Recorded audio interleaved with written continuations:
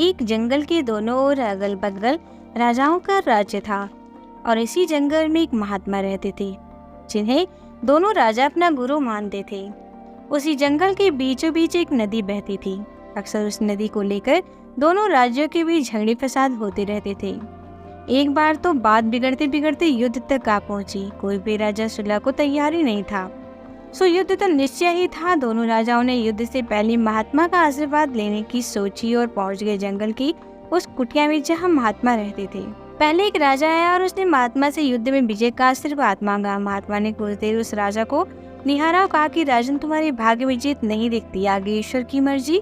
यह सुनकर पहला राजा थोड़ा विचलित तो हुआ। फिर उसने सोचा कि यदि हारना ही है तो पूरी ताकत से लड़ेंगे, परंतु यूं ही हार नहीं मानेंगे, और अगर हार भी गए तो हार को भी औरों के लिए उदाहरण बना देंगे, परंतु आसानी से हार नहीं मानेंगे। यह निश्चय कर वहाँ से चला गया। दूसरा राजा भी जीत का आशीर्वाद लेने महात्मा के पास आया। उनके पैर छुए विजयश्री का आशीर्वाद मांगा। महात्मा ने उसे भी कुछ देर निहारा और कहा कि बेटा, भाग्य तो तुम्हारे साथ ही है। यह सुनकर राजा तो खुशी से भर गया और वापस जाकर निश्चिंत हो गया, जैसा कि उसने युद्ध तो जीत लिया हो। अंततः युद्ध का दिन आया। दोनों सेना एक दूसरे की आमने सामने थी और युद्ध का बिगुल बज गया। युद्ध प्रारंभ हो चुका था। एक तरफ की सेना यह सोचकर लड़ रही थी कि चाहे किस्मत में हार हो, पर हम हार नहीं मानेंगे, हम अपना सर्वश्रेष्ठ कोशिश करेंगे, अपना सर्वस्व झोंक देंगे। और वहीं दूसरी तरफ की सेना एक निश्चित मानसिकता के साथ लड़ रही थी कि जितना तो हमें है ही, तो घबराना कैसा। लड़ते लड़ते दूसरी सेना के राजा के घोड़े के पैर का नाल भी निकल गया और घोड़ा लड़खड़ाने लगा, पर राजा ने ध्यान नहीं दिया क्योंकि इसके दिमाग में एक ही बात चल रही थी कि अब तो जीत मेरे भाग्य में है, फिर किसी बात की चिंता।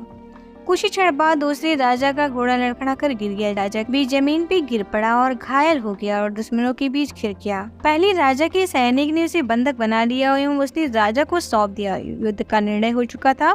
युद्ध का परिणाम बिल्कुल महात्मा की भविष्यवाणी की उलट था। निर्णय के बाद महात्मा भी वहां पहुंच गए। अब दोनों राजाओं को बड़ी जिज्ञासा थी कि आखिर भाग्य का लिखा बदल कैसे गया। दोनों ने महात्मा से प्रश्न किया कि गुरुवर, आखिर ये कैसे संभव हुआ। महात्मा ने मुस्कुराते हुए उत्तर दिया, राजन, भाग्य नहीं बदला, वो बिल्कुल अपनी जगह पर सही है, पर तुम लोग बदल गए हो। उन्होंने विजेता राजा की ओर इशारा करते हुए कहा कि अब आपको ही देखना राजन, आपने संभावित हार के बारे में सुनकर दिन रात एक कर दिया।